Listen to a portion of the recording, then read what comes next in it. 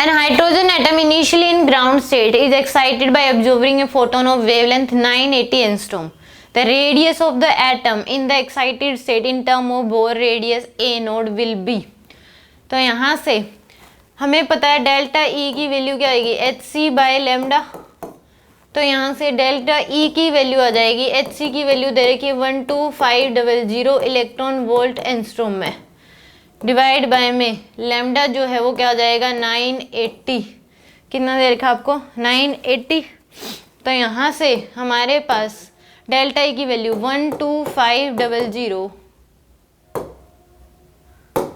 Divide by में 980।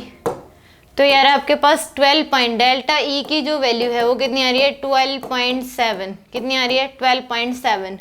तो हमें ये पता है कि जब डेल्टा ई की वैल्यू कितनी आ रही है 12.7, तो यानी कि जो इलेक्ट्रॉन जो जाएगा जंप करेगा n = 1 to n = 4 में, तो यहाँ से 4 से 1 में आएगा तो इतनी एनर्जी का फोटोन रिलीज करता है। जब 1 से 4 में जाएगा तो इतनी एनर्जी चाहिए, क्योंकि एनर्जी हमें पता है कि फर्स्ट सेल की होती है 13 electron volt, -3.4 electron volt, -1.51 electron volt, -0.85।